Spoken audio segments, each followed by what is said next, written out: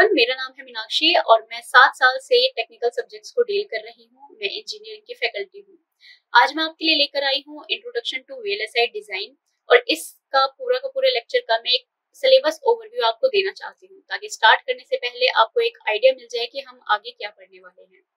So introduction to VLSI, ये VLSI होता क्या है?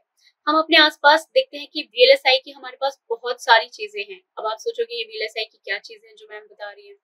तो बच्चों, हर एक जनरेशन के पास आज के टाइम में मोबाइल फोन है। मोबाइल फोन क्या है? Basically an application of VLSI design. कैसे है वो एप्लीकेशन? अगर मैं फोन की बात करूं या फिर मैं इसी कंप्यूटर या फिर लैपटॉप की अगर मैं बात करती हूँ, वो भी एक एप्लीकेशन है वीएलएसआई की, क्योंकि इसमें यूज होता है micro processor. Right, micro processor यहाँ पे यूज होता है और माइक्रो प्रोसेसर बेसिकली एप्लीकेशन है किसकी? वीएलएसआई की। कैसे है? वीएलएसआई होता क्या है? सो देखो, अगर मुझे एक छोटी सी चिप में बहुत सारे मैंने ट्रांजिस्टर को एम्बेड कर दिया है, बहुत सारे ट्रांजिस्टर को लाके मैंने वहां पे जोड़ दिया है, तो हमें एक चिप की फॉर्म में, एक आईसी की फॉर्म में एक सर्किट मिलता है और उसी सर्किट को हम बोलते हैं वीएलएसआई। राइट, अगर उन सर्किट्स में बहुत सारे ट्रांजिस्टर्स है, यानी कि 1000 से लेके 1 लाख तक के ट्रांजिस्टर्स में वहां पे एम्बेड कर रही हूँ, जोड़ रही हूँ, तो मैं उसको वेरी लार्ज स्केल इंटीग्रेशन से डिनोट करूंगी। तो ये जानते हैं कि कितने टाइप के जो है एलएसआई सर्किट्स होते हैं या डिजाइनिंग होती है। सो बेसिकली यहाँ पे एक होता है medium scale integration, small scale integration भी होती है, वो बहुत ही छोटे छोटे ट्रांजिस्टर्स, बहुत ही कम अमाउंट के ट्रांजिस्टर्स वहाँ पे यूज होते हैं। मीडियम स्केल इंटीग्रेशन की अगर मैं यहाँ पे बात करती हूँ, दैट मीन्स कि अगर एक सिंगल सी चिप में अगर मैंने 100 से लेके 1000 तक के ट्रांजिस्टर्स जोड़ दिए हैं तो मैं उसको मीडियम स्केल इंटीग्रेशन बोलती हूँ। अगर मैंने 1000 से 10,000 तक के, राइट, 1000 से 10,000 तक के अगर मैंने ट्रांजिस्टर इस सिंगल सी चिप में जोड़ दिए हैं तो मेरा जो सर्किट फॉर्म होता है मैं उसको बोलती हूँ large scale integration. Similarly VLSI क्या हो गया, जो कि मैं पढ़ाने वाली हूँ आपको, हम लोग मिलकर पढ़ने वाले हैं, that is very large scale integration, जिसमें 10,000 से लेके 1 लाख तक के ट्रांजिस्टर, छोटे छोटे छोटे छोटे ट्रांजिस्टर्स जो है इस सिंगल चिप में मैं कनेक्ट कर दूंगी, दैट इज आवर वीएलएसआई। इसके बाद होता है अपने पास अल्ट्रा लार्ज स्केल इंटीग्रेशन, जो कि ग्रेटर देन होता है 1 लाख ट्रांजिस्टर जिसमें इंक्लूड हो। राइट, 1 लाख से 10 लाख के बीच में जितने भी ट्रांजिस्टर अगर मैं यूज कर रही हूँ, that is ultra large scale integration. So इन चारों में हम लोग पढ़ने वाले हैं, that is VLSI. Clear? VLSI जो है 1970s में ये वर्ड जो है काउंट हुई थी 1970s में। ये वर्ड जो है वीएलएसआई के बाद में जो एक्सटेंशन हुआ है वो हुआ है माइक्रो प्रोसेसर्स में एंड माइक्रो कंट्रोलर्स में। माइक्रो कंट्रोलर आप लोगों ने देखे होंगे, छोटी सी आईसी होती है, लाइक 32 पिन, 40 पिन, 42 पिन, इस तरीके से जो है कई सारी आईसीज होते हैं जो कि माइक्रो कंट्रोलर कहलाती है। आपने जो भी ट्रेनिंग में अपना देखा होगा, रोबोटिक्स हो गया, एम्बेडेड सिस्टम हो गया, राइट, जितनी भी ये छोटी छोटी मशीनरीज हैं लाइक रोबोटिक कार या फिर आर्म प्रोसेसर, ठीक है, वो तो प्रोसेसर हो गया। तो इनमें क्या है, बेसिकली माइक्रो कंट्रोलर की एक आईसी यूज होती है और वो आईसी किससे बनाई जाती है? इन छोटे छोटे ट्रांजिस्टर्स से। अब ये ट्रांजिस्टर्स क्या हैं? कौन से ट्रांजिस्टर्स हैं मैम जो हम यूज करने वाले हैं वीएलएसआई में? तो ये जो ट्रांजिस्टर है बेटा, ये है मॉस यानी कि metal oxide semiconductor transistors. Clear? तो देख लेते हैं कि मॉड्यूल 1 में अपने पास क्या क्या टॉपिक्स हैं जो हम आगे कवर करेंगे।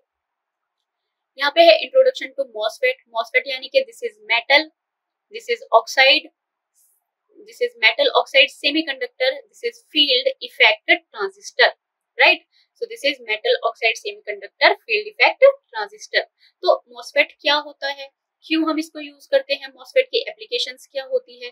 MOSFET से पहले जो हमने देखे हैं दैट इज डायोड्स देखे हैं, राइट, जंक्शन डायोड हो गया, पीएन जंक्शन डायोड हो गया, उसके बाद हमने बीजेटी देखे हैं, बाइपोलर जंक्शन ट्रांजिस्टर्स, ये भी एक तरह का ट्रांजिस्टर है। इसके बाद हमने फील्ड जेफेट देखे हैं, right, junction field effect transistor देखे हैं, और उसके बाद जो है डायरेक्ट अपने पास जो सिस्टम आता है दैट इज मॉसफेट। तो जेफेट और मॉसफेट में क्या बेसिक डिफरेंस है वो मैं आपको पढ़ाने वाली हूँ। इसके बाद आता है थ्रेशोल्ड वोल्टेज। थ्रेशोल्ड वोल्टेज क्या होती है? अब देखो, मॉसफेट की जब भी मैं बात करूंगी वहां पे अपने पास जो है कुछ टर्मिनल्स होते हैं। किस फॉर्म में होते हैं बेटा टर्मिनल? सोर्स, ड्रेन, गेट और एक बॉडी टर्मिनल भी होता है। बॉडी यानी कि सबस्ट्रेट जो भी हम यूज करने वाले हैं। आगे आगे पूरा अच्छे से कंप्लीट सिलेबस मैं आपको करवाने वाली हूँ, सो स्टे ट्यून्ड, राइट। सो थ्रेशोल्ड वोल्टेज, ठीक है, तो ये वोल्टेज क्या है, किस तरीके से हम लोग इन चैनल्स का यूज करके वो वोल्टेज को अप्लाई करते हैं, उस वोल्टेज के ऑकर होने से क्या इफेक्ट आता है, क्या साइड इफेक्ट्स आते हैं, वो मैं आपको इस सिलेबस में बताने वाली हूँ। इसके अलावा आते हैं अपने पास चैनल लेंथ मॉड्यूलेशन। चैनल किस तरीके से क्रिएट करते हैं, राइट। सो मॉसफेट अपने पास दो तरह के होते हैं, ई मॉसफेट यानी कि इनहेंसमेंट मॉसफेट और एक डिप्लीशन मॉसफेट, राइट। एक होता है डिप्लीशन मॉसफेट। तो इनहेंसमेंट मॉसफेट में भी हम दो तरह के मॉसफेट पढ़ने वाले हैं, कौन से, पीमॉस एंड एनमॉसफेट, राइट। ठीक है, इसी तरीके से डिप्लीशन में भी होता है पीमॉस एंड एनमॉस, राइट। तो चैनल जो क्रिएट होता है वो बिटवीन सोर्स एंड ड्रेन एक चैनल जो है क्रिएट हो जाता है। वो चैनल क्या होता है, किस तरीके से उस चैनल में इलेक्ट्रॉन्स या फिर चार्ज कैरियर्स फ्लो होते हैं, वो मैं आपको बताने वाली हूँ। तो channel length modulation important topic है, हर साल आता है आपके एग्जाम्स में। इसके बाद है बॉडी बायस इफेक्ट या फिर शॉर्ट चैनल इफेक्ट। ये इफेक्ट्स क्या है, these are basically the non ideal behaviour of MOSFET. Non ideal behaviour का क्या मतलब है कि वो कुछ ऐसे मॉसफेट जो है बिहेव करेगा जो कि उसकी रियल यानी कि उसके नेचुरल चीजों से बिल्कुल ही अलग है, राइट। फॉर एन एग्जांपल, पानी का काम है बहना, ठीक है। अगर पानी नहीं बह रहा है, that means it's non ideal behaviour, ठीक है। तो वो इस तरीके से अगर काम नहीं करता है तो किस तरीके से वो काम करेगा, क्लियर। अगर वो पानी बह रहा है, that means the ideal condition. अगर वो पानी नहीं बह रहा है, वो किसी और तरीके से काम कर रहा है, so that means the non ideal condition.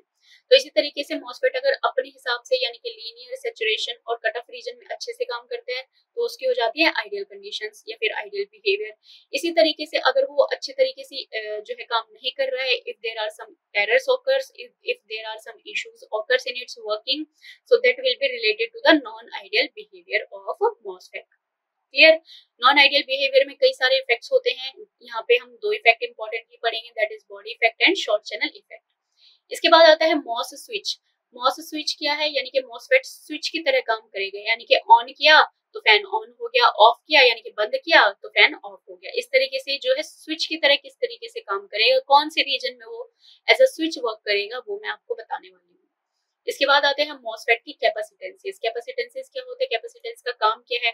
अच्छा, हमारे फोन में हमने देखा होगा कि हमने चार्जर ऑन कर दिया, मोबाइल फोन चार्ज हो जाता है, चार्जर ऑफ किया, उसके बाद जितनी भी स्टोरेज हमने या फिर मान लो कि 100% हमने मोबाइल चार्ज किया, हम उसे यूज करते जा रहे हैं और धीरे धीरे क्या है, बैटरी खत्म होती जा रही है। तो बेसिकली वो क्या है, किसका प्रिंसिपल है, that is the use of a capacitor, ठीक है। कैपेसिटर का काम है चार्ज को स्टोर करके रखना। तो तब भी जब भी हम चार्ज को लाइक चार्जर हम अपने फोन से कनेक्ट करते हैं, वो चार्ज हो जाता है, तो चार्ज जो है मोबाइल फोन में स्टोर हो जाते हैं और वो पूरा दिन जब भी हम उसे यूज करते हैं, वो चार्ज क्या होता है, धीरे धीरे धीरे धीरे करके डिस्चार्ज होना शुरू हो जाते हैं, क्लियर।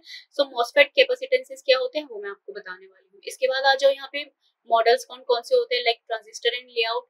इसके बाद है सीमॉस। सीमॉस क्या है, दैट इज कॉम्प्लीमेंट्री मॉसफेट। ये किस तरीके से काम करेगा वो भी मैं आपको आगे की तरफ बताने वाली हूँ, क्लियर। इसके बाद है parasitics and wires and vias design layout. Layout में क्या है, यानी कि यहाँ पे मैं आपको बताऊंगी कि W/L रेशियो क्या होती है, ठीक है। लेआउट बेसिकली क्या है कि किस तरीके से या किस जो है रेशियो में हम सीमॉस को डिजाइन करने वाले हैं। There are some rules, right. कुछ ऐसे रूल्स होते हैं कि इसकी जो है मॉसफेट डिजाइनिंग में विड्थ सिर्फ 2 होनी चाहिए, उससे ज्यादा हुई तो मॉसफेट की डिजाइनिंग खराब हो जाएगी, राइट। तो इस तरीके से क्या क्या हमारे पास कंडीशंस हैं, किस तरीके से हमें डिजाइन करना चाहिए मॉसफेट, वो सारे रूल्स मैं आपको बताने वाली हूँ। इसके अलावा स्पाइस सिमुलेशन, जो भी सॉफ्टवेयर हम यहाँ पे यूज करते हैं, IV यानी कि करंट एंड वोल्टेज कैरेक्टरिस्टिक, और कौन कौन से पैरामीटर्स हैं जो मॉसफेट की कैरेक्टरिस्टिक्स के उभर के आने वाले हैं, right. So extraction of parameters we will discuss in our next lectures. So next is module 2। Module 2 में अपने पास है CMOS इन्वर्टर।